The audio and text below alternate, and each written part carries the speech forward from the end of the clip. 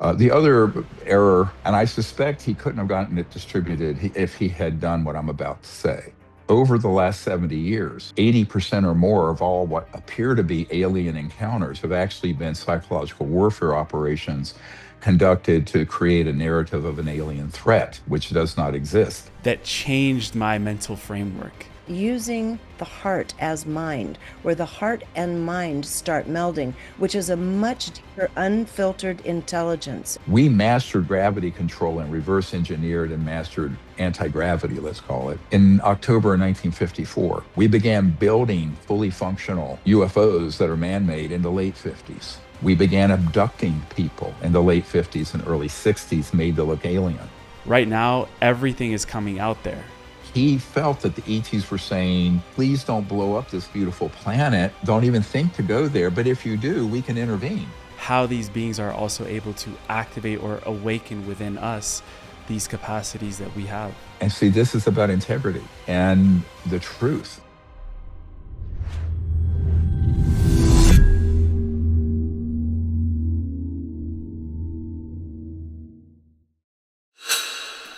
In the midst of the global conversation surrounding Disclosure Day, Just Happened welcomes the man who started it all. For over 3 decades, Dr. Stephen Greer has done what governments have refused to do: tell the truth.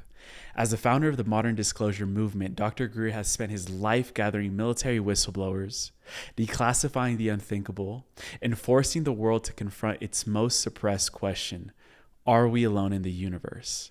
His work spans from classified government programs, extraterrestrial intelligence, zero-point energy technologies, and the geopolitical machinery that is designed to keep us in the dark. Alongside us is my dear friend and mentor, Regina Meredith, one of the most trusted and seasoned voices at the intersection of consciousness, science, and the deeper mysteries of reality. With decades of work illuminating what mainstream culture has long ignored, Regina brings the depth and the discernment this moment demands. Just so you guys know, this is not a casual conversation. There are spoilers of this movie, Disclosure Day, and on the other side, right now, the world is still processing what it just witnessed and still asking these questions. What does this mean for humanity? What is still being hidden? And what comes next? So I'll hand it over to Regina to ask our first question. Thanks, Emilio. It's so good to be here with you and with you, Stephen. I'm so excited about this moment. I know you have some breaking news for us, which everybody will be standing with bated breath for.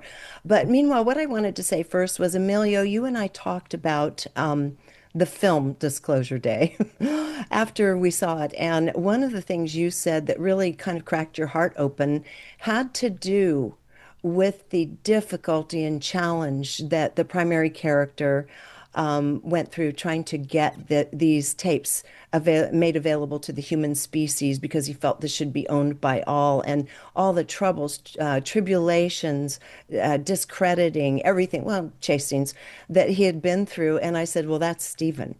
That's Stephen Greer.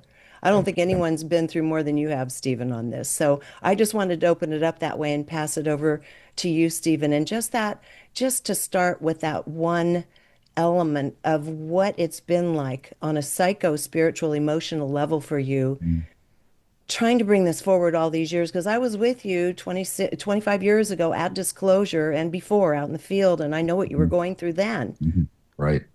Well, I mean, it's been a shamanic journey, I guess you'd put it in some ways. But I was invited to the VIP screening before the film was released for Washington.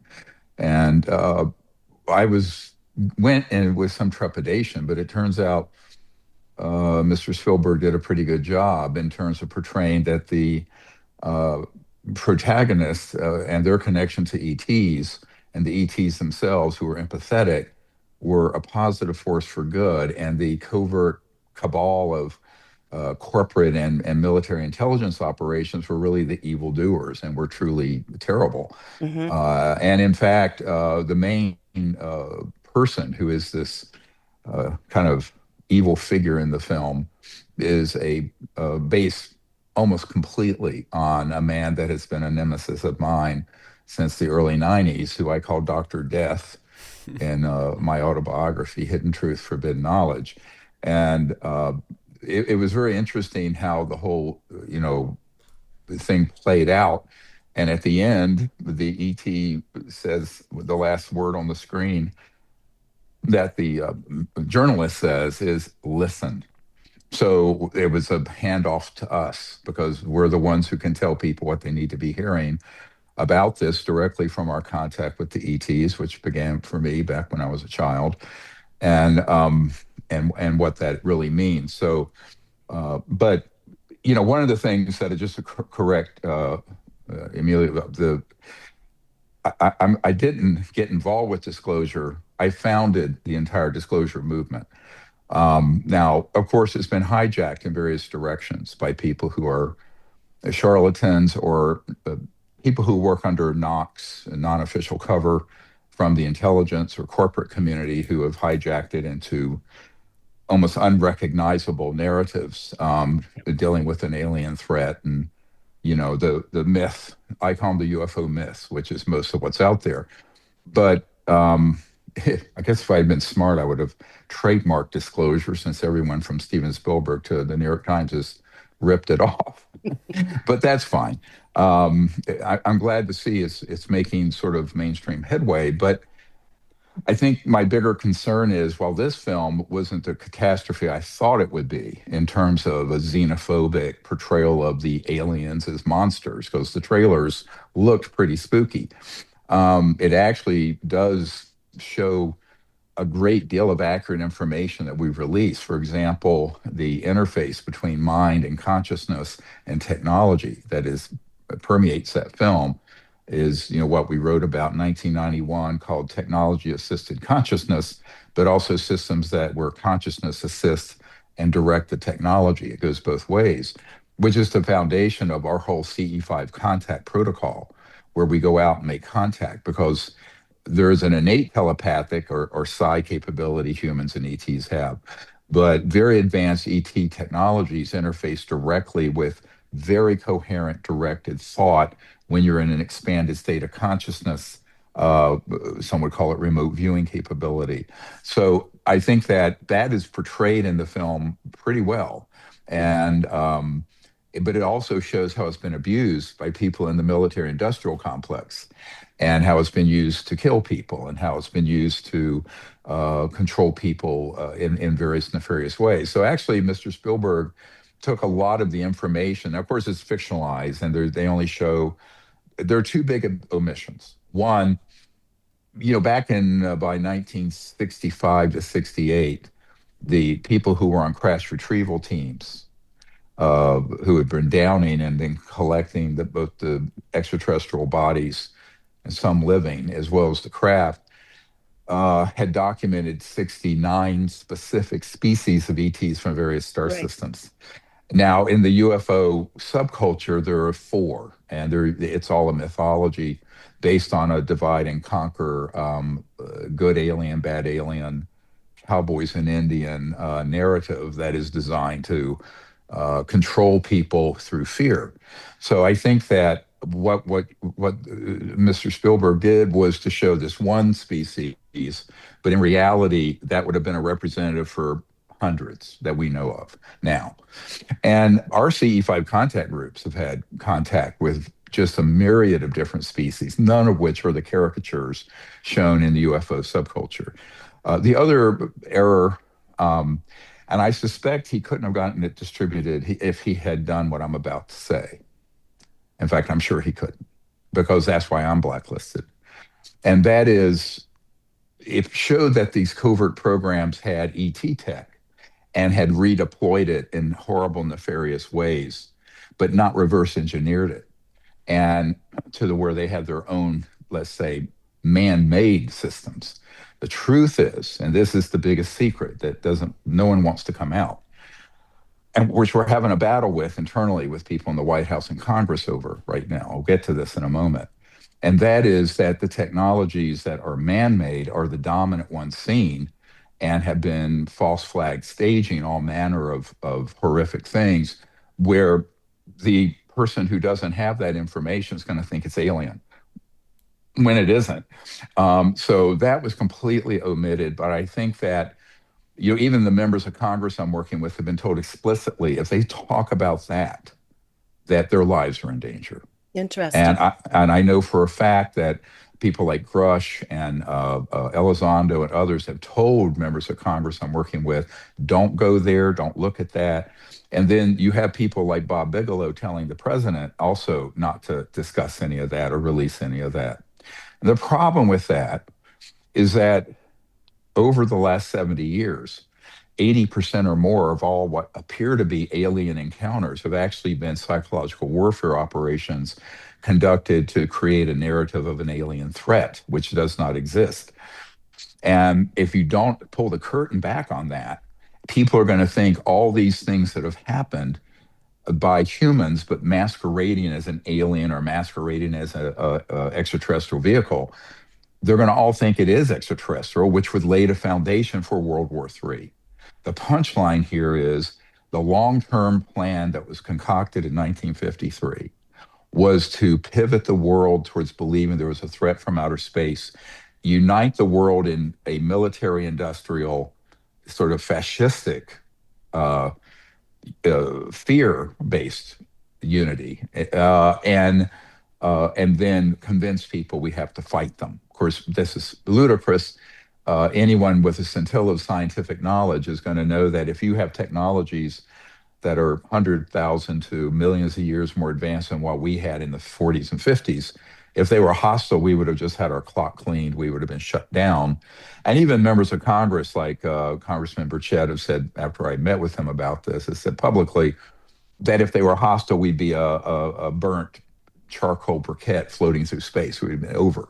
So a lot of this it's very complex. And this is one of the things that when you're dealing with policymakers, busy people like the president or members of Congress, it's very hard for them to unpack this sticky wicket of what's real and extraterrestrial and what has been staged by extremely advanced technologies that are under man-made control and have been manufactured by people. So that whole part of the story, which is the biggest part of it, isn't in the movie at all. But of course, it's a 2.5-hour Hollywood movie, and not a day-long seminar. So, but at the same time, I'm sure he could have portrayed some of that, but I think the film would not have been able to be distributed because the powers that be would not allow it.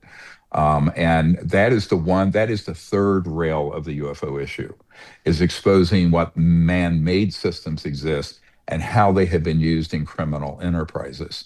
So that's completely off the radar of any dialogue going on, except when we bring it up in Washington, in the White House, and in other foreign capitals, but particularly in Hollywood and the media.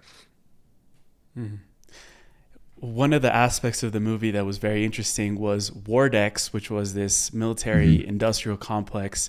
And then to piggyback off Regina's first question, Daniel, which was in this movie where he had stolen the files, these large archives of documented history.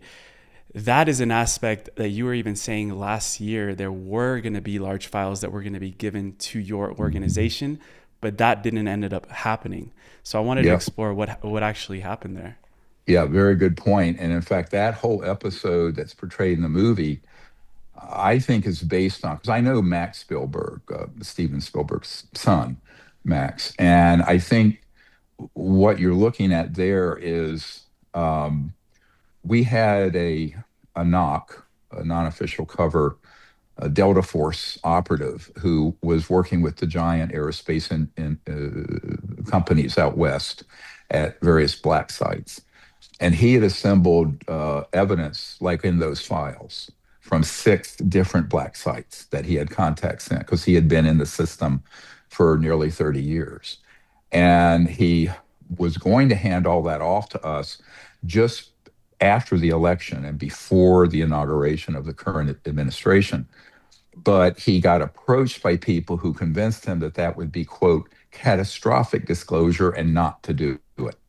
He realizes now that was a huge mistake. And I'm actually putting a call out right now for anyone of similar capability to hand that off, because what's being released right now by the administration and the Department of War and others, We have much better in our archive. If you go to dpiarchive.com, Disclosure Project Intelligence Archive, we have 100 times more solid evidence, photographs, videos, documents that have been released in these three tranches by the White House in the past couple months. So I recommend that people go in and look at that. We're about to turn on an AI search feature that will really be able to scrub this multiple terabyte archive of everything. And it's an unbelievable amount of information.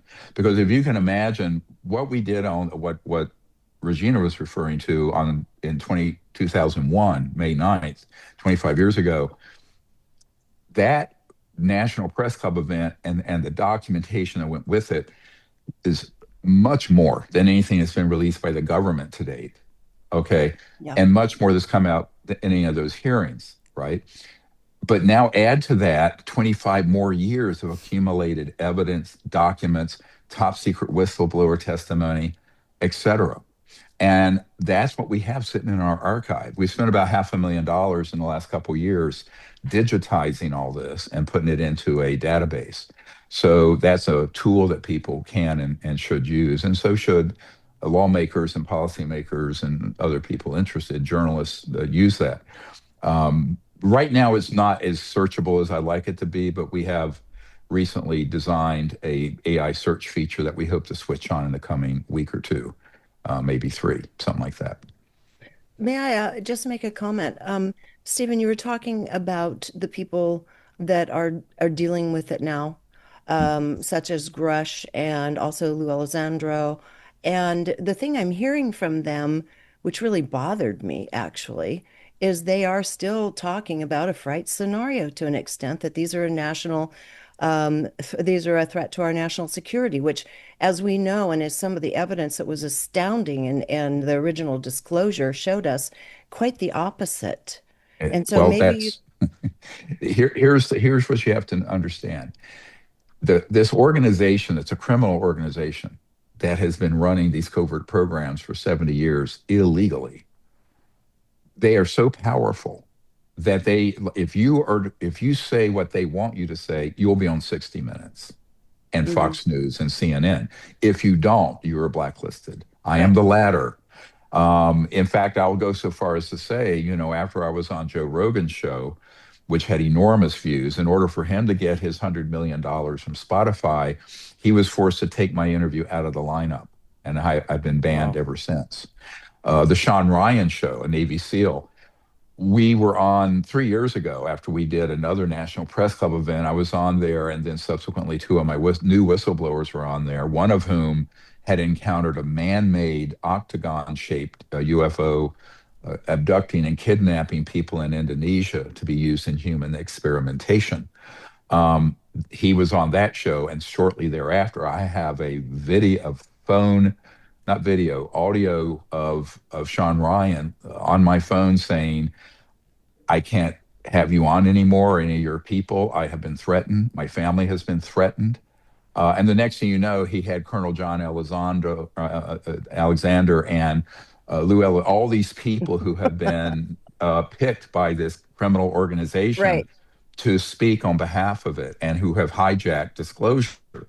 So I think this is one of the real problems is people way underestimate the influence of this corrupt enterprise. Now, the good news on that front, and I can't get into too much detail on this because I'm embedded in the process very clandestinely, let's say. And that is, we have handed over all the evidence and information we have to federal law enforcement, as well as the oversight committees of the Congress, Senate and House, and also White House. And I know that there are several RICO investigations open. RICO is Racketeering Influence Corrupt Organizations law that was passed in 1970 to take down the mafia. That is going forward very quickly. So the people who are in collusion with this treasonous operation are also been handed over. And this would include a large number of people in the public UFO arena who are actually on the payroll or doing the work of this criminal organization. Now, the reason I call it a criminal organization is that we've been able to prove, and let me back this up a little bit to the early 90s.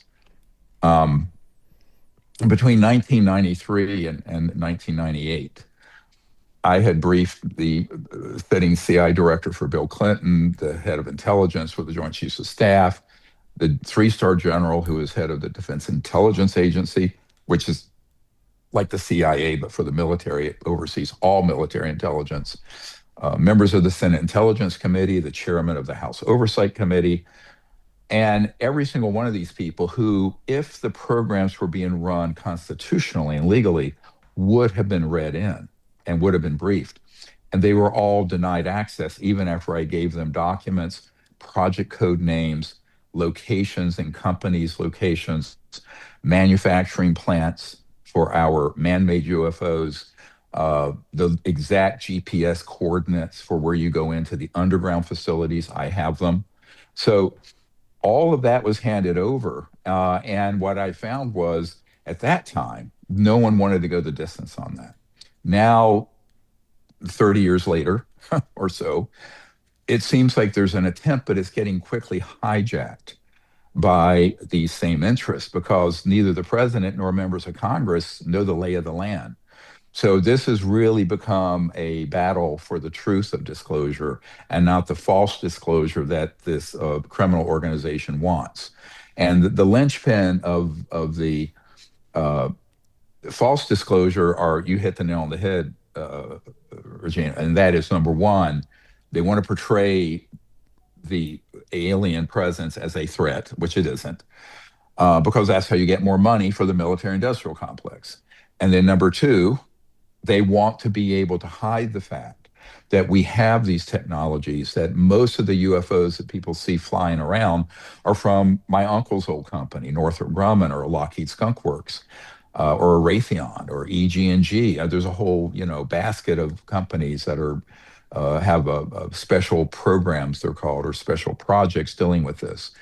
And that those operations that began in the late 50s, remember, we mastered gravity control and reverse engineered and mastered anti-gravity, let's call it. It's called gravity control. In October 1954, we began building fully functional UFOs that are man-made in the late 50s. We began abducting people in the late 50s and early 60s, made to look alien. It goes on and on. So you're going through a looking glass here because the truth, and I was warned about this in 1991 by a CIA guy. He says, if you tell the public the truth, it is more bizarre than the fiction and it will discredit you. And I said, well, I'm going to tell the truth whether people like it or not. It's not my job to, filter the truth to even though it's shocking and unbelievable to people. So that's been my hardest thing as sort of a warrior for the truth, is to put it out there, because if I were to play the game that other UFO people do and not say certain things, then I could be on Fox News every night or CNN or 60 Minutes. But I'm not going to do that. And see, this is about integrity and the truth. But humans care more about self-aggrandizement, social and financial interest, and climbing the ladder, which I couldn't care a rat's ass about. I've never cared about that. Which makes me very difficult to deal with by the organization, because they've tried to kill us. They offered me $2 billion in 1992 to shut up. None of it's worked. But they have been able to ban me and marginalize me and defame me. In fact, so much so, the latest flavor of the month on all this guy, Lou Elizondo, who they pushed out. I had the most senior guy at the CIA who has dealt with this issue since 1979 and actually read in candidate Ronald Reagan on the issue. Immediately said, this guy is part of the, quote, rat pack that have been deceiving the public, the U.S. government, and the media for decades. And I said, yeah, I know. And now he just this week got appointed to be a staff member at the National Security Council. All right. Okay. This is very dangerous. I mean, this is how. Oh, yeah, it is. Very dangerous. So what I'm saying is catastrophic disclosure is happening.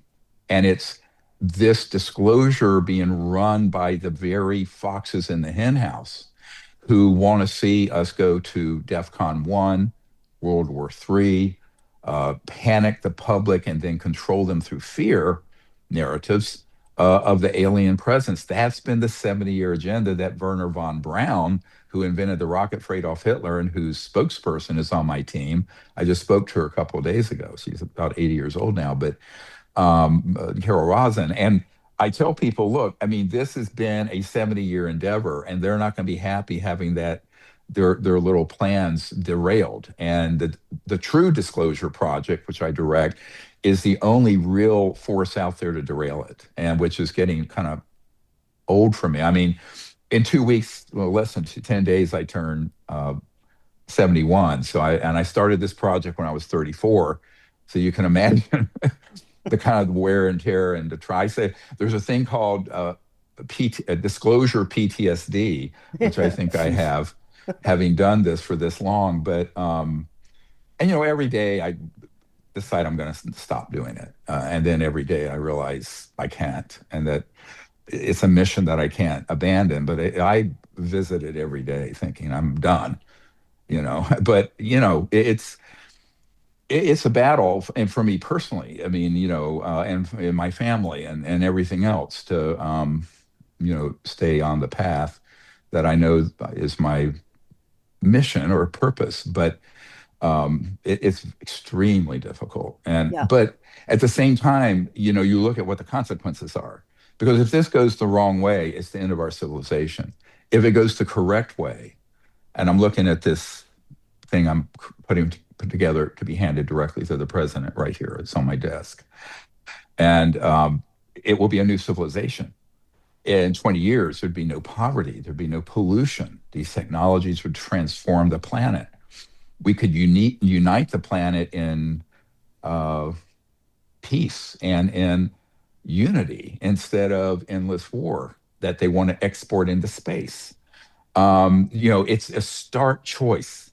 I will say, though, right now, the direction of what the administration is doing, they just put together the White House Advisory Group, which is headed up by other people who are Knox, non-official cover for this, like Avi Loeb and Gary Nolan and Shermer and, folks like Gallaudet. These are people who are very much been on the payroll of the covert and corrupt entities.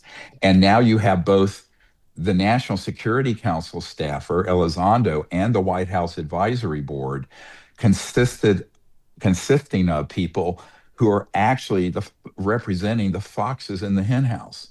Now, I honestly don't believe the president understands this dynamic, because he has people around him that, like his son, who I met at Mar-a-Lago about a year and a half ago, Don Jr., had been completely hoodwinked by Elizondo.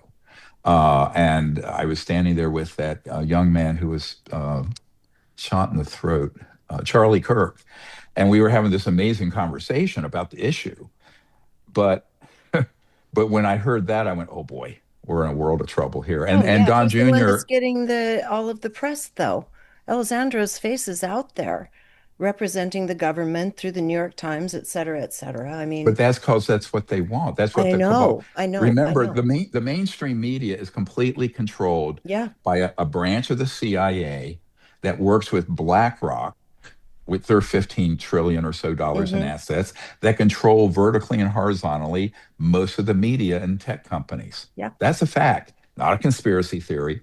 So obviously, if you say the things that are false or just enough of the truth, but leave out, it's a half truth, which is worse than a lie, leave out the real truth, then every door will open for you. And I discovered this in the 90s after I was on Larry King Live back in 94. You can look at that. It was hilarious, out by Nellis Air Force Base. I had a short beard, and of course I was half the age I am now. And but that show had such huge numbers and I said things that were so direct that after that I was banned off the network. So what I find is that the corruption in the media is one of the biggest problems to overcome, because they're private, they're corporate, they're easily influenced and infiltrated by these sort of intelligence operatives who are Knox. A non-official cover means they're an executive with a company and they don't have a hat that says CIA on it or Delta Force or JSOC, Joint Special Operations Command, but that's who they are. And I know a lot of knocks. I know knocks in the media. I know knocks in the corporate world. I sat in the living room of the guy who ran against Pataki for governor of New York back in the mid 90s, 94. And his name was Van Galbraith. And I was sitting with my wife in his townhouse on the Upper East Side with his wife. And he says, yeah, the whole time I was ambassador from the United States to France for Ronald Reagan. I'm on the board of LVMH, the biggest corporation in the world, Louis Vuitton, Moet and Hennessy, and Morgan Stanley and a bunch of others. I was recruited by the CIA when I was with the Skull and Bones at Yale, and I'm a CIA operative ever since. He just flat out admitted because he had gotten to know me. So I think the general public has no idea how the world runs, and neither do most people in politics until they get to a certain ceiling that they hit and they go, woof, what's going on here?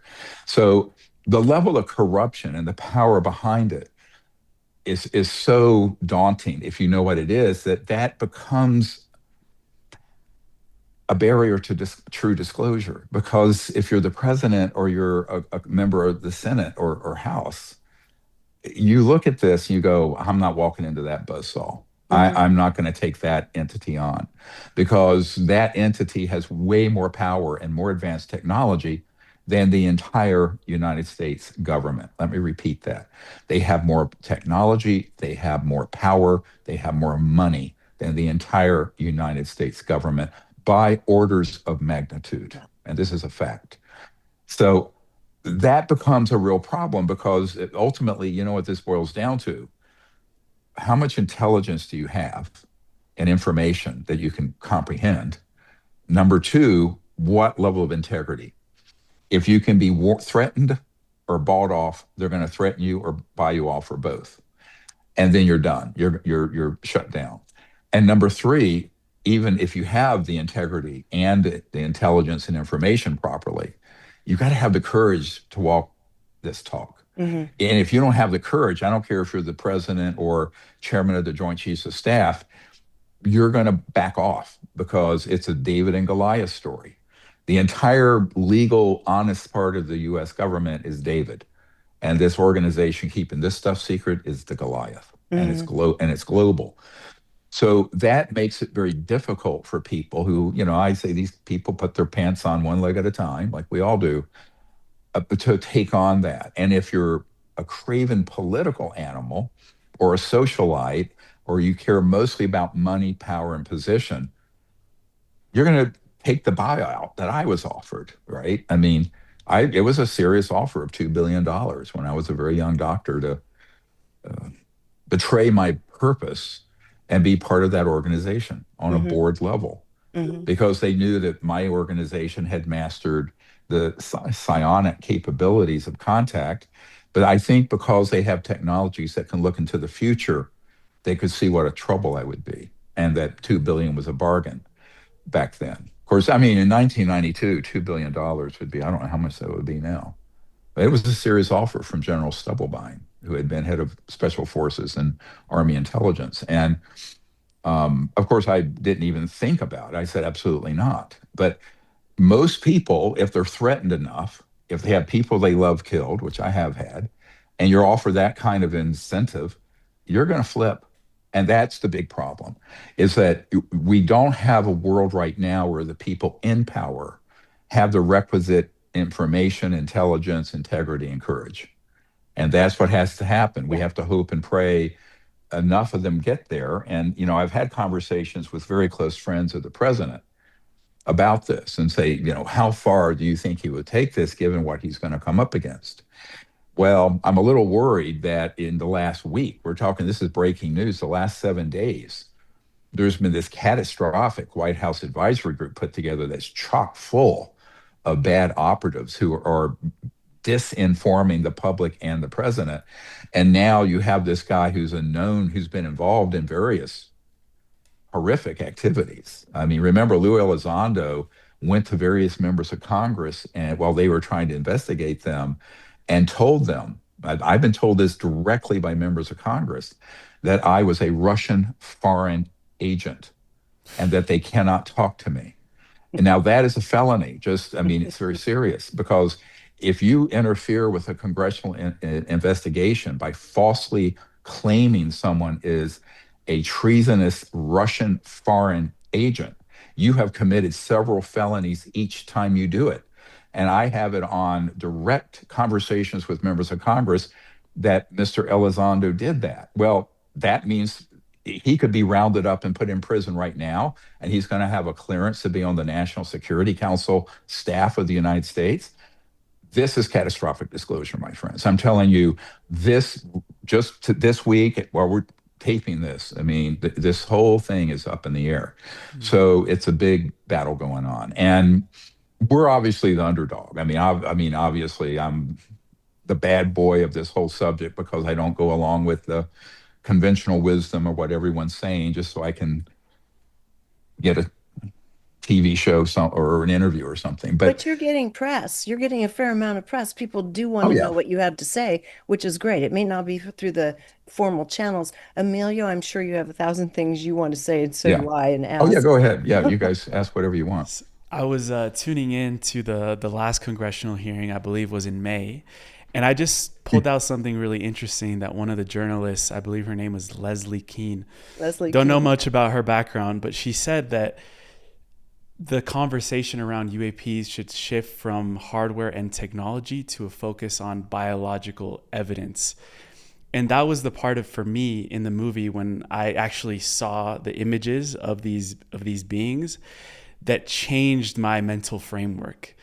And I wanted to explore that because obviously, I don't know what her background is, this journalist, but it was an interesting point. This path. I know her very well, and then she betrayed all of us by taking a lot of our 2001 whistleblowers and turning them into people who would say frightening things about the alien threat. So she's very dirty.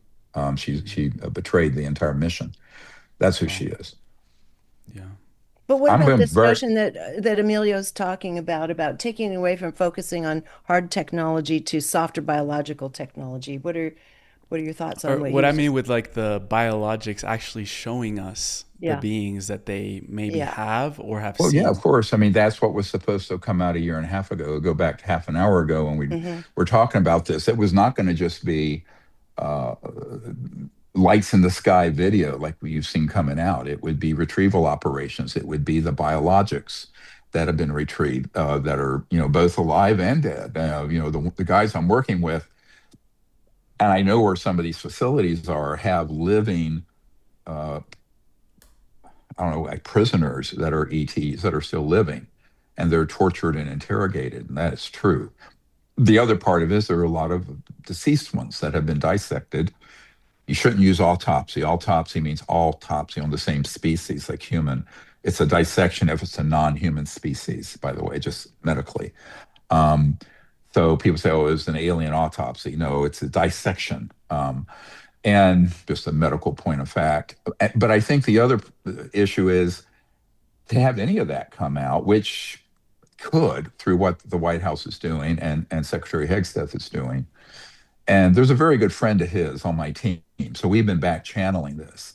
But I think there are very influential people who are in the billionaire club with President Trump, like Bob Bigelow, who are saying, no, do soft disclosure and don't release much and just do, and trying to buy time.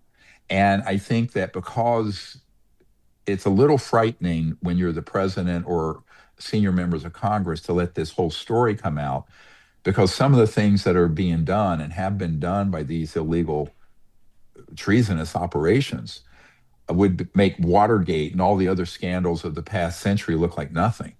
And I think they don't want to manage that big of a disclosure.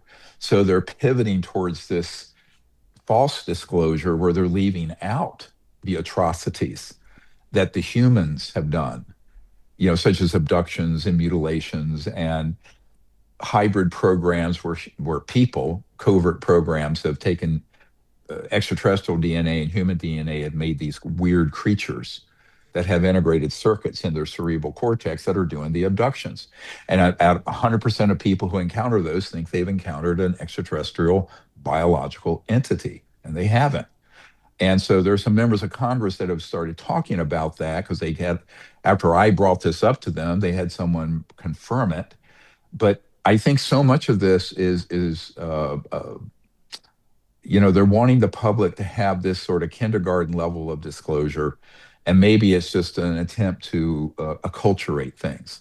But my concern is that they're going to end up covering up the cover up, and they're going to cover up the human technology, which, let's not forget, the energy component of that technology would give us a new civilization and would heal Gaia, would heal the planet, and eliminate poverty in 20 years. But they're wanting to keep all that secret because there goes 1,000 to 2,000 trillion dollars in oil, gas, coal, and nuclear and public utilities. They'd all be obsolete. People should go see our documentary, The Lost Century, which is on Amazon Prime and Tubi and elsewhere.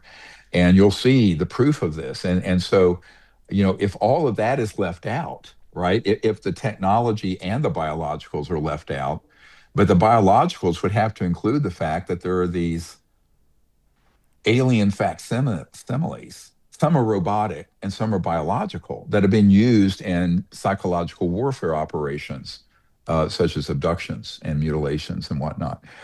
All of that has to come out because otherwise the general public that doesn't know this will just assume that all those horrible and scary things that have happened are actually from extraterrestrials when they are not. They're from human operations that are trying to brainwash the public with propaganda that there's an alien threat. And the long-term game there is to unite the world around a militaristic, totalitarian superstate fighting the aliens, like that movie Independence Day, right? With Will Smith. Yeah, let's go kick alien butt. Yeah. And you see the Arabs and you see the Jews and you see the people in Africa, the whole world united, but not in peace or in love or in enlightenment, but in endless war in space. So this is the 70-year fraud that has been foisted. And then you get people like Leslie Kean and others that buy into that because it knows it gets them authorship positions at the Boston Globe and the New York Times or CNN. So I think this is a real problem. This is the heart of the crisis of disclosure. Is it going to be a truthful and full disclosure, or is it going to be this spin that is very curated by the very criminal elements that have been keeping it secret for 70 years? Right now, unfortunately, as of this moment, we're trying to do an intervention at both the congressional and White House level. It's very quickly pivoting towards a worst case scenario. Right. It is. And I'm being honest. I don't look, I always tell people I'm an emergency doctor. So if you have a brain tumor, I'm not going to tell you have a migraine. I'm going to say, baby, you got a brain tumor. Let's see what we can do about it. But this is a 5-alarm fire that's happened this week. Quick question. I mean, not quick. It's not quick at all. Okay, so first of all, when we're talking about abductees, because the movie it shows a little bit of this, and it's very benevolent. And those are contactees. Contactees, right? Yeah, and That's abductees are the different victims than of abductees. See, However, words are important. it is. You're absolutely right, and I stand corrected. So, first of all, I wanted to say that toward the end of the film, when they start looking at something that looks more like what happened in Disclosure, the alien retrieval teams, you had Clifford Stone, Yes. which everybody should take a dive into Clifford Stone. I've done an interview with him. Many people have done interviews with him. You have them on the original Disclosure, depending on how edited that version is. But he worked on these alien retrieval teams, and he talks about what it was like from a psychological, telepathic point of view, because he had Right. great empathy. So I think the Right. film did a good job showing that. And there's a I real do too. person. So they Hmm. can go look for Clifford Stone. As far as actual potential abduction, this begs the question about John Mack's work then, Dr. John Mack, because he went to, I mean, in hindsight, all these years later, how do you feel about John Mack's work? Because he did decide, as head of clinical psychology at Harvard, he took this on and he was horribly tortured over taking this project on. He did believe there was some truth to abductions, but not necessarily, they weren't bad necessarily. Well, it's almost like, a month or two ago, there's a guy on one of the networks named Tyrus. He has a podcast called Planet Tyrus. He's African American, I think, wrestler or someone who's on Fox News all the time now. Um, and he told me the story he had never shared with anyone, and that is he had a severe injury in his career, and he was in his room, and ETs came in and healed him. Now, he said initially it seemed because he sort of became, not paralyzed, but in a stasis. They totally fixed this huge problem. He had a Hmm. severe back injury. We have many people on our CE5 team that have had that experience while we've been sitting out under the stars together. Right. And by the way, we're going to do on July 24th, 5th, and 6th, we're going to do a mass CE5 contact event here in Virginia on a mountaintop about 10 minutes from my home that the public's invited to. I think it can hold about 350 people. And we're going to do a group meditation of CE5 up on this mountain. It has this 360 degree of the Blue Ridge Mountains. They're going to be beautiful. And, uh, and I think people should come to that because they're going to learn how we really do it. And then afterwards, for people who are a smaller group, about 20 people, will be with me out at our retreat center in Hot Springs, Virginia, near where Thomas Jefferson's hot spring pools are and the Omni Homestead for 3 nights out under the stars, but a smaller group, which I think people should come to if they really want to get that experience. But the key point I'm trying to make here is that the all these civilizations are, while they're various purposes and what have you, none of them are hostile to us. And Clifford said consistently they were loving, they were compassionate. The Yes. men that I have dealt with now who are currently doing what Clifford did 60 years ago or more, they've all told me absolutely that every time they've had an encounter with them, they're very loving, enlightened beings. And I've had grown men who are Delta Force break into tears when they've told me how terrible they feel for what they've done to Yeah, them. like Clifford, he cried every time he talked about it. Correct, correct. And that is the truth. That is the real truth. So, there's the truth about all this, and then there's the fiction. But at least in Spielberg's movie, he tried to track with a lot of the truth, and I was pleasantly surprised by that. Hmm. Emilio, gosh, there's so much. One aspect of the movie, speaking about this contactee event that the two main characters had, when they remember that scene, they remember that these beings were, in a sense, activating them with these inherent gifts that they had of mathematical understanding, empathy, reading energies, and understanding people's thoughts. Is that something that you've come across in your work around how these beings are also able to activate or awaken within us these capacities that we have? Sure. Oh, absolutely. I mean, I think a lot of people on my team have had that experience very directly. Um, I certainly had it beginning when I was a child, and it quickened when I was 18 and spent several hours on board a craft and created the CE5 contact protocols that way. And by the way, there's an app you can get that's a whole training program in this called CE5 Contact for your phone. It's at the app stores. And it's everything you need to know is in there, to be honest. But I think that it's better if you can come in person to some things. You really get deep into on it. Now, the other part of it is that people who've had contact, a lot of times, like that showed in this film, things unfold over time. And like, I know that people who have worked with people who've had this kind of contact will find that. Now, there's another whole category of people who think they've had contact with aliens, but they've been abducted by covert programs, right? And that's a very different because it's injurious, it's scary. And I told John Mack about this back in the early 90s. In fact, when Lawrence Rockefeller had a bunch of us out at his Yeah. ranch in 1993, Yeah. John was there. And he didn't understand this at that time very well. I don't think he understood quite how there was. Here's a motif for people to memorize. There are man-made UFOs that are copycats of the ET ones. So there are ET triangles, there are man-made ones. There are discs that are ET, there are man-made discs. There are spheres that are ET, like the Boogosphere, there are man-made spheres, on and on and on. Similarly, they have taken different species of ETs, made creatures that look like them, and use them to abduct people. So it's extremely convincing. The so-called stagecraft of this is very advanced. And so Mack didn't quite understand all that. And once he did, he sort of began to realize, how complex this game is. And because a lot of what was happening with him is that he was rubber stamping people who had been abducted by covert programs as people who had had contact with aliens. And It I pointed seems, this out to him. let me ask you this. It seems to me one of the primary differences is that, as Emilio was just talking about, the ones who had had actual contact or had Mm, been abducted for some purpose usually went away with this enhanced quality about them. There was yes. always something they left with that was, whether it was an expanded telepathic ability, Mhm. intellect, immune system, they went Mhm. away with something that they actually felt grateful for.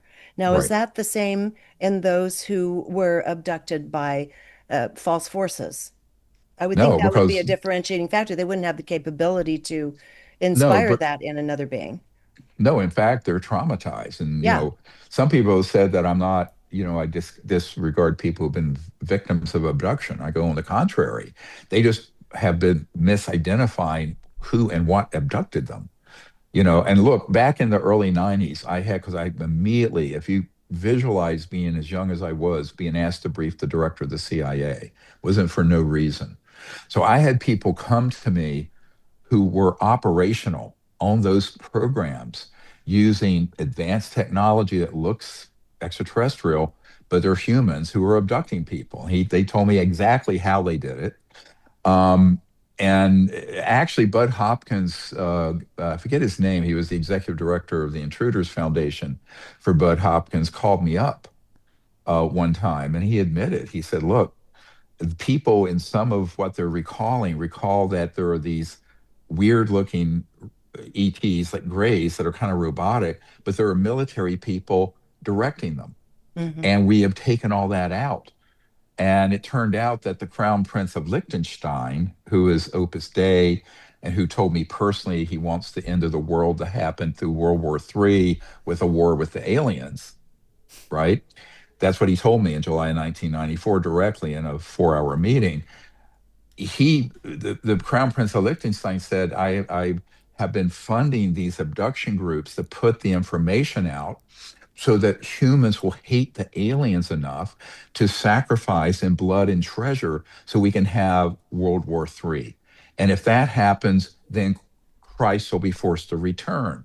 So this Opus Dei group at the Vatican, of which he funded, is all of, and they do the flagellating thing. I know J.D. Vance, the vice president, is part of that group. Big time. Um, yeah, and that whole perspective is we're in the end times, the world has to be destroyed, therefore Christ will come back, and the best way to do it is have an alien war.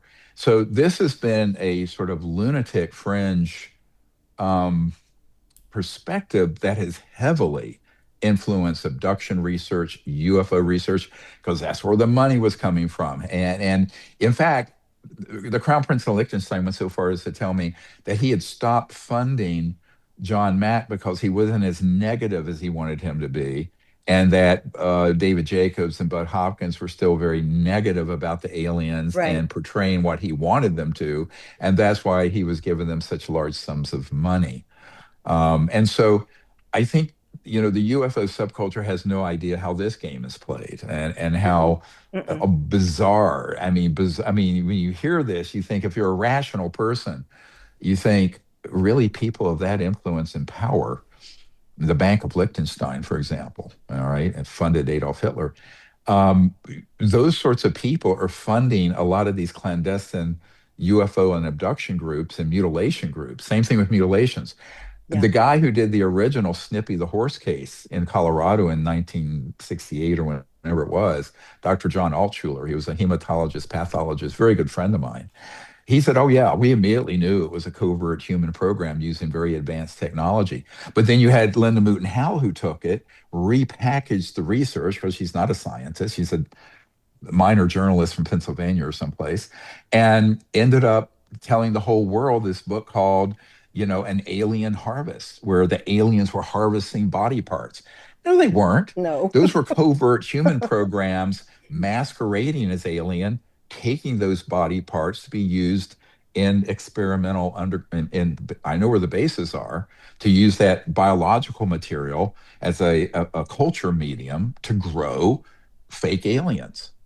I mean, Yeah. this is the truth is so much more bizarre than the fiction that's come out through UFO It subculture. really has. And, one of the things, Emilio, if you don't mind my jumping in for one more thing here, because I think it's really important for people to understand, is that um, you had a number of people like Captain Robert Salas.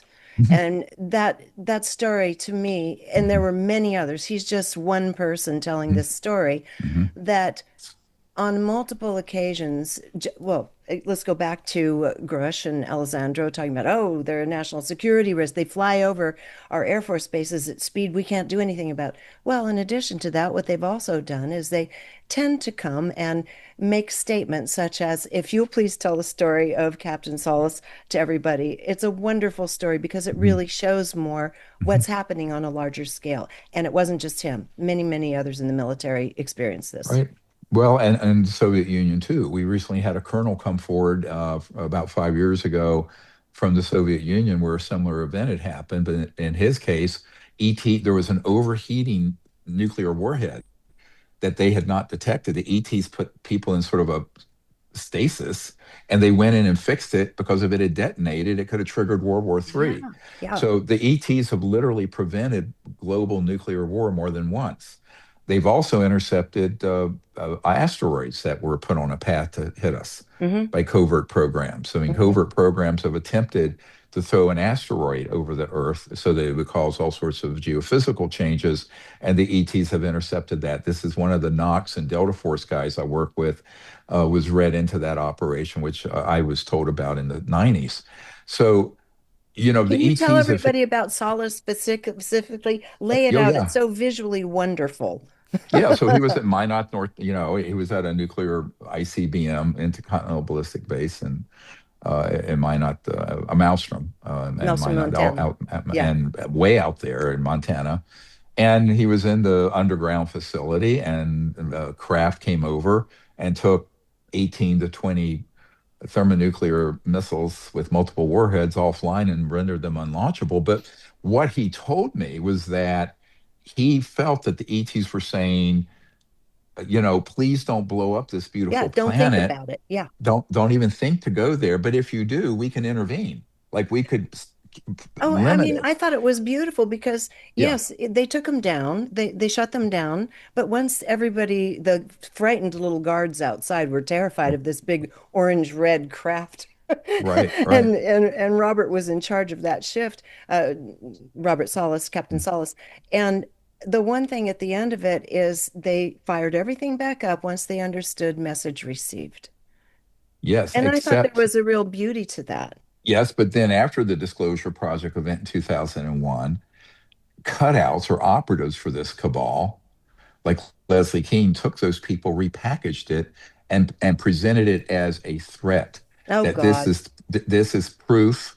This is what they said. Hmm. This event that you're referring to, which was very beautiful, was used to present the national security threat narrative. Yeah. And it's like George Knapp Yeah. told me a couple years ago. He says, "Well, we have to portray this as a threat because it's the only way we can get more money for the military and intelligence community." Now, that was said directly to me by George Knapp. So I think what people have to understand is there are very powerful interests that can take the same case and the same fact and spin it in this negative direction. And there's a reason why they're doing that. The reason is that they are desperate to convince the world that tends to not be very thorough. They look at headlines, they don't study in depth, and convince people of this threat so that they can unify the world around their own militaristic power, right? And I think this is really a battle for the earth at this point, where all this is coming out, but with the way it's beginning to tilt away from full and truthful disclosure to this sort of partial half-truth lie and a national security threat narrative. That is something which is the worst case scenario. In 1999, I wrote a paper called When Disclosure Serves Secrecy. In other words, when disclosure is hijacked and they take the momentum of disclosure and bend it in this other direction of a threat. And that is what we're witnessing in real time. That was 26, 27 years ago when I wrote that paper. And I had been told on high authority that that is what they will do. So now it's up to all of us, guys like Hmm. you and me, to put the truth out and say, whoa, Nellie, wait a minute. Let's not go jumping off this cliff like lemmings into this fear narrative, because that is the end of the world as we know it. That is a catastrophic civilization ending development. And that is what I'm telling the White House and to the president directly. And now there may be people in his inner circle who say, yeah, we need that to happen because this is how we can consolidate the military power. So it depends on what you're after. Are you after a golden age of peace and enlightenment, or are you after just the endless aggrandizement of your own power? And this is really gets into the human condition. It's very much the psychology of what makes you tick, right? What is your motivation? And that's something each soul has to look at. And the more that you are in power and have privilege, the more you are inclined to pivot towards more power and more privilege and to sell your soul, right? Just to sell out. So the question is, how much will we be sold out and how much can we get things back on track? Stay tuned. All I can say is we're working on it. Well, it's like Emilio, you and your friends and your generation, your Gen Z. How are Right. you feeling about all this? Are you tending to go more with, hey, there's this great opportunity for universal love and peace now? Is that where you're going? Because what we believe is really what's going to happen. Mm. Thank you Would for you? that. And actually, a question I had for both of you is what role you both see the future generations playing in this next chapter. But just to jump in there, yes, like representing a younger generation, what I see is, for me personally, these topics were never hard to digest. It was almost like I came in being able to have conversations like these and just know and follow the breadcrumbs of truth. And I've always been fascinated by these bigger questions. And I feel my generation is breaking a lot of the paradigms that we were gifted or not gifted, given by other generations, other agendas like Stephen's talking about. And so for me, films like these and having conversations and hearing Stephen's work and all of the work and the research you've done, Regina, is such a hope as to how can we build upon this, and how can we choose a timeline of golden age? How can we choose a timeline of peace with the information that we now have? Because right now, everything is coming out there. We choose what we want to take in. We choose what Hmm. empowers us most. And the information, frankly, that we've received by these fear tactics is disempowering to my generation and to me. And so I see it going into a direction where hopefully we can choose love, and it's that simple, and avoid paths of fear. And so I wanted to ask you both there, like, what are some hopes that you have for these future generations and all the ground you've built in your career, and where you would want them to take this going forward? Well, I mean, we've laid that out very clearly that all of us of any generation, and I think particularly younger people who are way better than I am with social media and the internet, need to be out there as a very large sort of force for positive change. Here's why. we can. Like, I was recently with Demi Lovato in DC because she was performing there, and I was talking to her about how important it is for all manner of influencers and younger people to put the truth out as opposed to this other narrative. Because if we have, you know, millions of people magnifying the truth, and these big influencers like Kesha wants to have me with her in DC in August, and some of these other artists, Chris Brown, and then what can happen is that that can magnify the truth to try to offset and direct things in a positive direction, because the lamestream media is only empowering the lie. And but the nice thing about the new media with the internet and social media is that if people would just actually become activists instead of passive, and this is the biggest problem with younger people as I see it, they're not activist enough. They need to lean into this and realize what's at stake. The future of the planet is at stake. Their futures are at stake. The biosphere, war and peace. I mean, it couldn't be bigger issues. And that needs to be articulated by people like you, and also others like you, and have that become a viral phenomenon. You know, that's how, we did this documentary Unacknowledged that had over 800 million people see it. And we had virtually no marketing budget. It just went viral, right?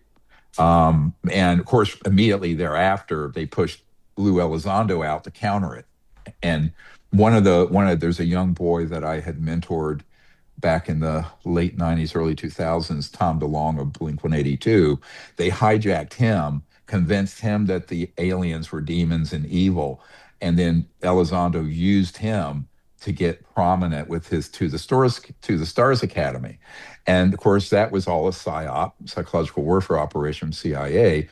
And of course, the tragedy is that Mr. DeLonge fell for it, because this missing General McCaslin, who's missing out of Wright-Patterson, had brainwashed Tom DeLonge that these were kind of like what J.D. Vance said a couple months ago, that these are demons and they're working for Satan and blah, blah, blah. This nonsense. So I think that's why we need to have a lot of people who can magnify the truth, or even just drop links to what my organization is trying to put out there, because we need that kind of networking support. So there's something that your generation is much better at than I am. I mean, or the people working with me are not particularly. In fact, we don't even have a social media manager. We don't have anyone managing any of that. I don't know how. I don't even do social media, and the people helping me or don't really know what they're doing either. Be honest. I mean, I'm being honest. I'm very direct and blunt, but we need people who are like world-class social media networkers and marketing or whatever it is they do, because we have to become. We need to have a voice that is persistently out there with the truth and a positive vision of the future. See, here's the vision that has to guide the world, not endless war and just let's trade geopolitical war with Russia, China, Iran with an interplanetary war. That's what they want to do. No, no, no. Let's take this narrative and change it. And the narrative should be, let's recognize we're not alone in the universe, make the earth seem like the little beautiful place it is, that we're all one people on earth, and that it's time to make peaceful contact with these civilizations, go into space peacefully, live on this planet peacefully, and bring out the technologies that would eliminate all poverty. And then in 50 years, there'd be such abundance on Earth. I think the average work week will be 10 to 20 hours a week, and there'll be such abundance.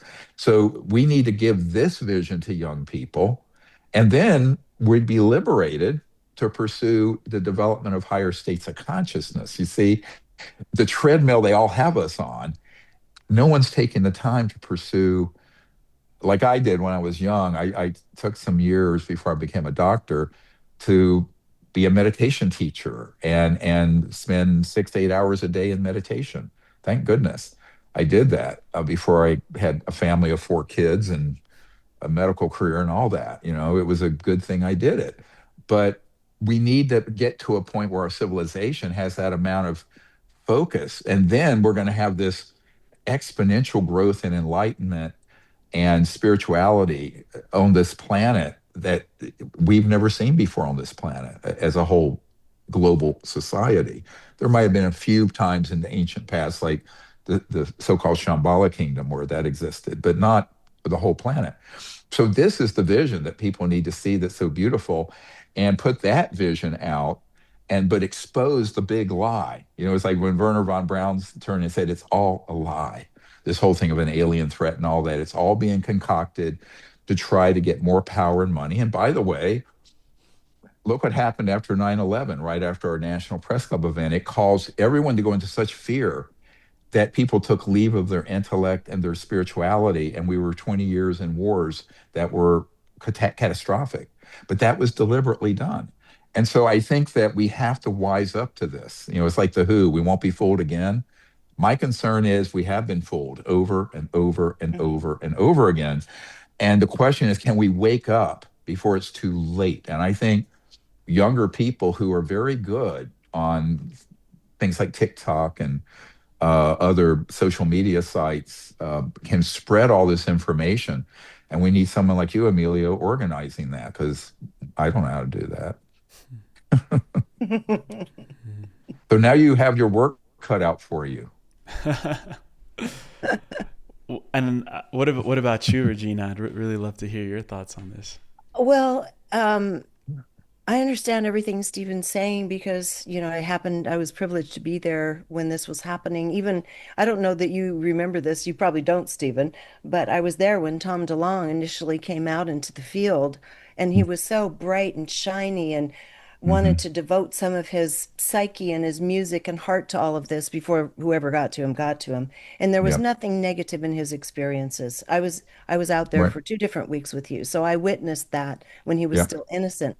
So I would say when it comes to this particular issue, any any entity of any kind, it doesn't matter, whether it's the government, entertainment, or what, that is trying to put out a fright scenario, I would say don't go there. Just don't go there. And the thing Hmm. about the younger generations is that you guys are already lit up to love, to be more connected with each other, to try to conserve a little bit more. A lot of people are very environmentally oriented, but Right. it's the heart. And I would say that's really the thing. And Hmm. I want to add a bit of that into it. So, I interview all kinds of people on Gaia, and I have a little stable of channelers that are mature, that they have tended to be correct, that I have interviewed over the course of many years, and including my own soul group. And for many, many years, they've all been saying the same thing.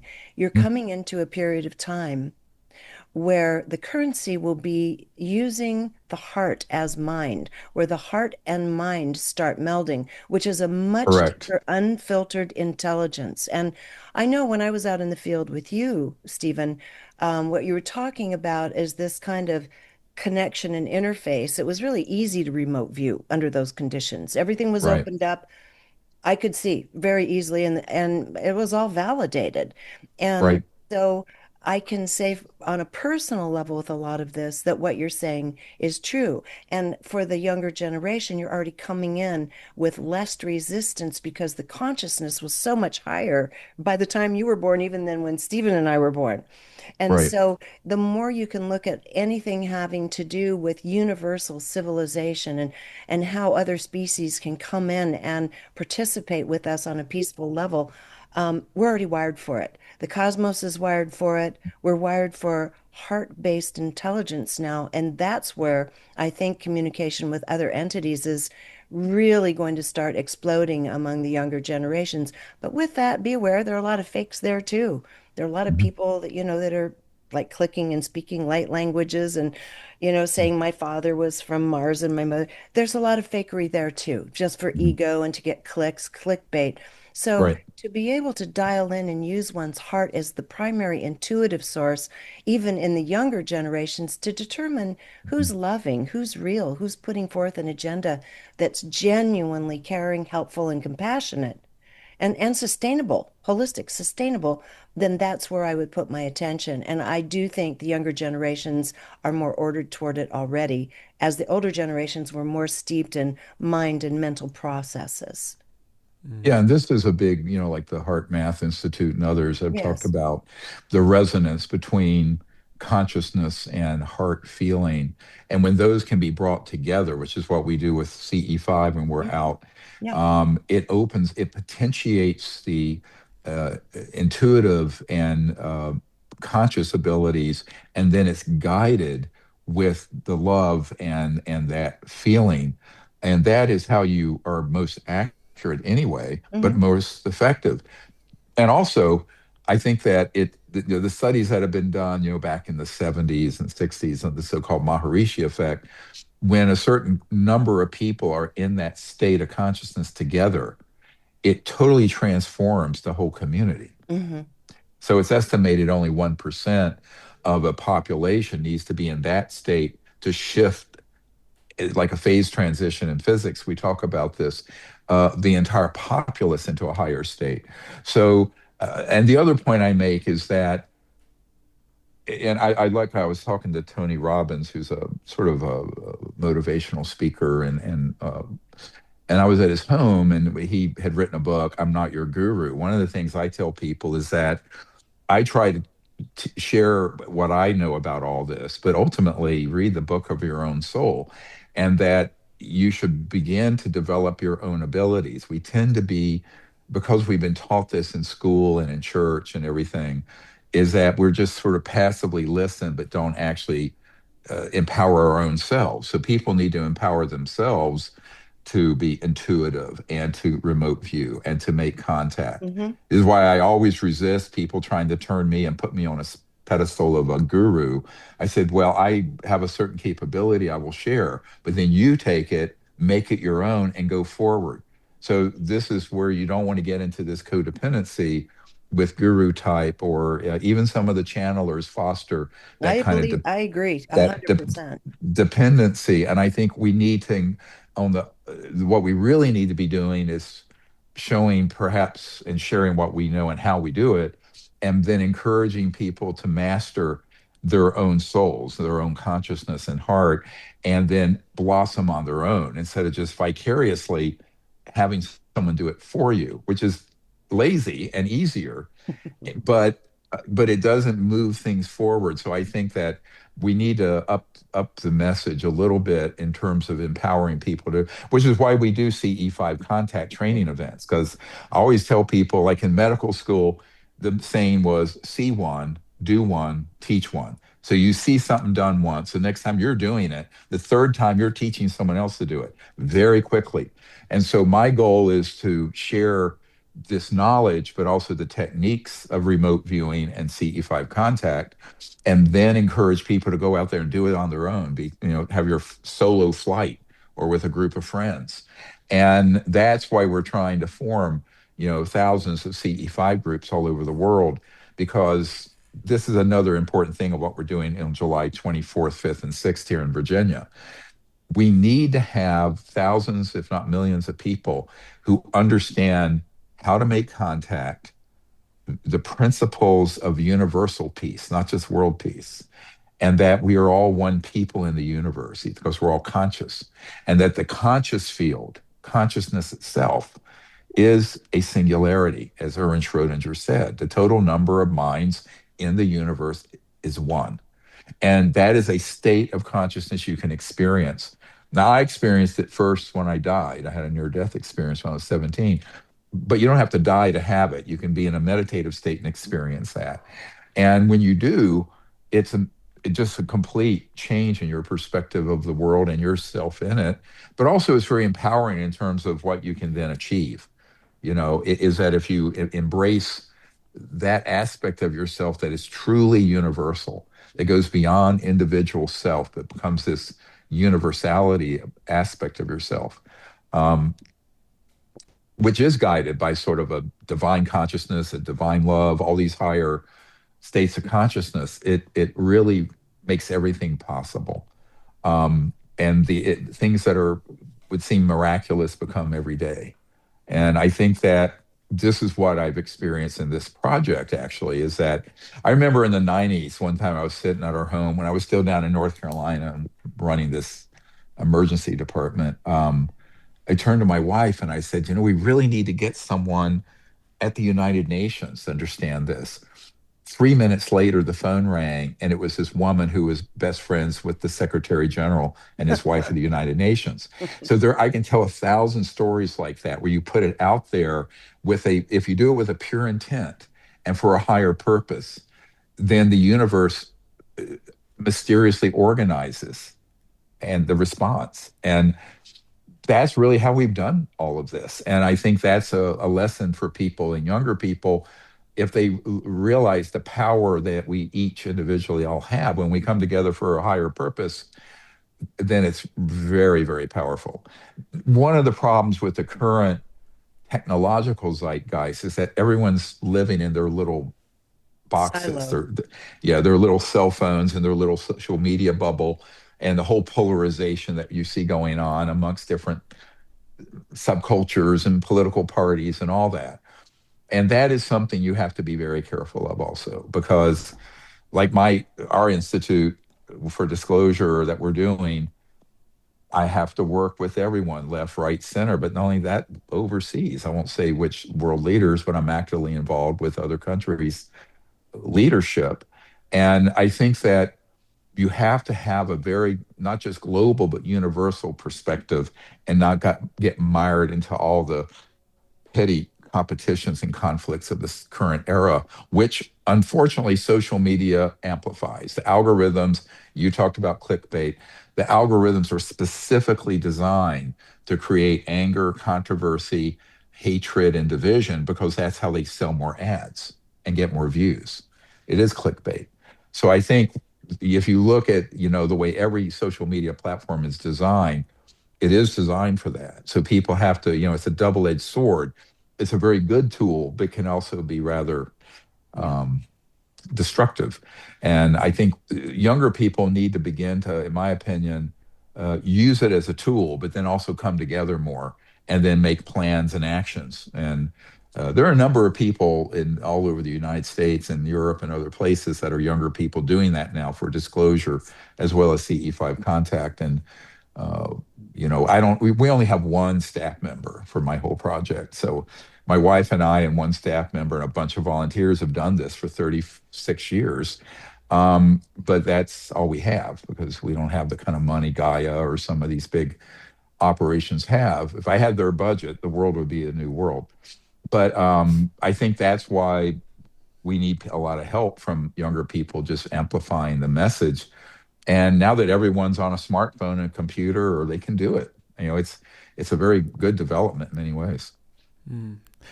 I had a interesting question for both of you at the end of the film, and for people that already have been watching our conversation know that we are giving some spoilers away in the movie.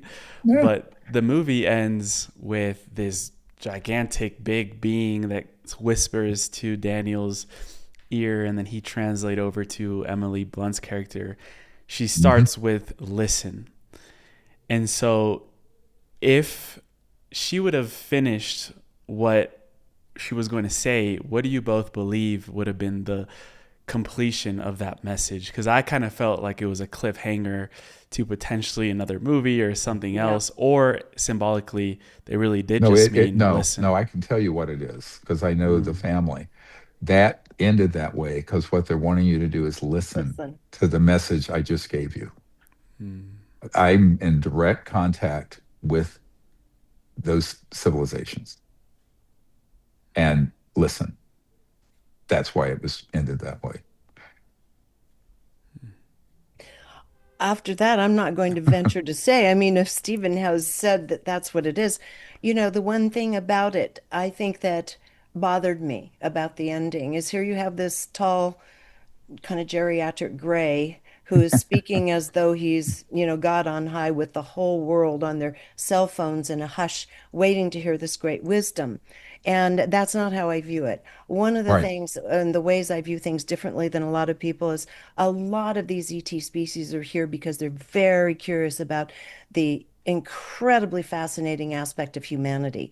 We are a unique one-off species in many ways because the Mhm. development of our creativity, our emotions, and our intellect and physicality with these five senses, this is a somewhat unique, a very unique species. And I think they're really curious to see what we're going to do if we can embrace that higher consciousness that lives within Right. every one of us. And we can drill down and blend this with heart and start coming forward with our offerings. Look how beautiful this planet is. Look how beautiful human beings are. Look at Right. the stunning creativity that people Mhm. have. So I would say rather than listening to a gray on high, listen. And I appreciate your message, Stephen. We do need to listen. I would say we need to start turning in inward and saying, why are they so curious about us? What's so unique? We are unique. We're beautiful and we're waking up after many, many millennia of amnesia. And this is a But very also big deal. remember the film is in the context of World War III about to break out. Yeah. Okay. Remember that? Yeah. Okay. Yeah. Yeah. That, yeah. And one of the chief, there is a mission, I call it the mission to planet Earth, that involves trying to preserve the planet so it is not completely destroyed Hmm. because we are closing a 450 some thousand year era or yuga, Right. Yuga cycle. and we're opening a 500,000 year new cycle. Right. So we're in this crossover period between this old era and a new world, Hmm. and it's a very fragile time, and it's a pluripotent time, like stem Yes. cell, and so they are here to help guide and understand, but not invade it, and it's up to us Yes. to listen to the larger message, and it's a universal message of how to live together in peace, the oneness of consciousness. The our motto is one universe, one people for my organization, because I view all these species as people, just of Yeah. different species, and I think that that is the consciousness that's going to have to guide things into the future, uh, and not just that we become unified as a global people, but then just keep finding other bigger enemies like from other No, that's off-world so old places. school. It's so done. And Yeah, I but think that's your what's happening generation right. knows that. You guys Well, no, know they that, don't. Emilio. Look at almost all of ufology. Look at almost No, I all of mean what's his going on in the media. generation, the Yeah, younger guys, I think they're getting that. This is so, it's yeah, unsustainable. War is it not our is. Yeah, currency. It's not the right, currency. And the wonderful William Teller said, he said that love is the universal solvent. Love is the thing, it's the glue of the universe. right, right, And all we have to do is fall in with that frequency and use it more and more. right, And I don't mean to be cliche about it. That's what's being asked of us. We've got all the rest of the goods. right. And at the same time, there are dangerous people who have to Trying to be. manipulate us. I Well, totally you know, agree. the early stages of this whole new era will be for a little bit what's been called the Sticky. piece of Yeah. the piece of the chain dogs. Yeah, I mean, yeah. there's genuine sociopaths and psychopaths, Right. like I was referred to earlier, who really want to see everything destroyed. Yeah. And I think that it doesn't happen by doing a seance. I mean, people are going to actually have to put their shoulder to the wheel Yeah. and do the hard work. And the foundation of it is this love and higher consciousness. But when you're in the trenches, it's a little bit beyond kumbaya. Discernment. So yeah, The big D word, discernment it's is yeah, everything. discernment Yeah. and action. I think the other problem is a lot of people study this subject and they never take the next step, like Yeah. actually empowering themselves to be what we call a citizen ambassador to the universe, doing CE5 contact, or being involved in getting the actual true story of the ET presence and disclosure out to the public. And I Hmm. would also say that younger people, there's a certain collective hopelessness because we have so many intractable problems. Look at the Yeah. environment, energy supply, but this is a message of great hope. Once you sort of figure out who and why the world is running how it is, but if you look at what we're talking about here, we're talking not only the consciousness but also the technologies Yeah. that would give us an extraordinary civilization here that would be both enlightened in consciousness but also very high tech, Yes. and Yes, at that's true. peace. And you're not going to fix the environment by just putting solar panels up because it doesn't have enough energy density. You're going to have to bring out zero point technologies, quantum vacuum Right. technologies. Right. So there is, but that message is a message of great hope. It's that yes, we're in a bad situation now, but here's something that most young people, when I tell them this, I go lectures at universities and stuff, is that all the solutions for these intractable problems we already have. They've already been invented. Absolutely. They And so, have. what a great message of great hope for young people is to realize the hopelessness that's portrayed in the media of all these problems that seem to have no solution, including energy, the environment, pollution, global climate change, the dying oceans. No, we have the solutions already. Now, getting those out to benefit humanity as opposed to an elite few, that's the heavy lifting. Might take a That's where little you're, time. yeah, well, but A little we have to time. do it. Yeah, but it should have happened decades ago. I mean, that's what Eisenhower wanted to do Yeah. in 1954 when he met with the ETs, and they asked that we put down these horrible weapons of mass destruction, make peace, and bring these out. That was the offer, and he was thwarted by the military-industrial Yeah. complex from doing so. I know this, and then a few months later, I was born. And I think that it was because I was asked to do what I'm doing. I mean, I've had that experience where I know exactly why. But I think that which I won't go into, it's personal and bizarre. But I think that you look at this now. It's what, 72 years that in May of 1954, the president, Eisenhower, was going to do a disclosure event about the ETs and pivot the world towards being united together, disarming, and coming forward with these wondrous new technologies. Because in October 1954 is when we mastered permanently gravity control. So Mm. that was an inflection point. But then it all went sideways when there was this quiet coup d'etat. Now, what I'm saying now, 70 years later, it's time for all this to come out, but come out properly. And it's going to take legions of people, young and of all ages, getting out there and amplifying the truth and in a positive way to counter what's happening right now in Washington. Mm. You know, in So there you have your marching orders, bro. the in shamanism, they always talk about the great mystery. And I Hmm. wanted to ask this quote that really did, I had to write it down after the movie, that was, don't be afraid of what you don't know. And we're also being confronted with this great mystery of galaxies and other civilizations that we don't even know of. What still keeps you in awe of this great mystery that you started back, from a very early age, that has kept you from going into fear and rather staying in that wonderment or awe that a child approaches all of this through? Well, it's a constant being in contact constantly with that higher consciousness. And the experience I had, not only when I was young, but when I died when I was 17. So that's always present. And so it is mysterious, but it's also understandable. It's sort of a both. And I think when you experience consciousness at a very deep level, and you begin to unpack things that in the Vedas are called siddhis, siddhis, the various abilities and powers. Um, on the one level, it's mysterious, but it really demystifies it when you actually experience it, right? And so I think that's why people need to spend more time in meditation and experiencing that state rather than intellectually just sort of thinking about it, because the experience is completely elucidating.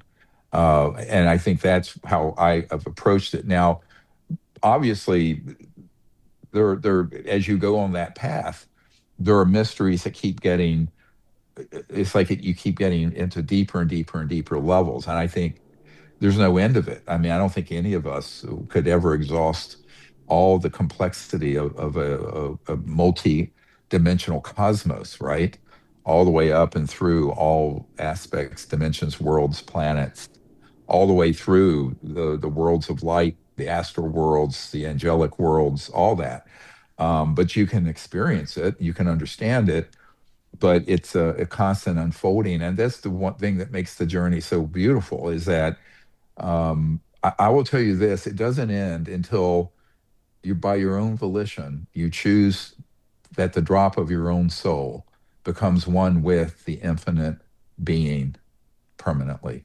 And even then, what's called Lesha Vidya, the aspect of your individual self can be reconstituted Right. from the ocean. And that's beautiful. And but that is what every soul in the cosmos is on that journey. We're all on that same journey. And we're, from whence we came and we will return. And through all the worlds and worlds of light and also all the dimensions.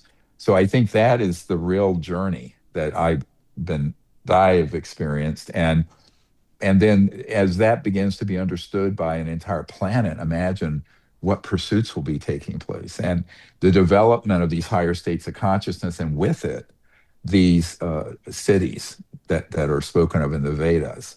It'll be commonplace for people to use their mind to move things, Hmm. or to teleport, or to materialize and dematerialize things, or to levitate. I mean, some of these things I have experienced. So I think that will become as commonplace as us flipping on a light switch. And one of the things I point out to people is that there is, for every innate conscious ability, there is a technological corollary if the civilization is advanced enough. So when you deal with the T civilizations that are very advanced technologically and in consciousness, what you find is that they're sort of have married.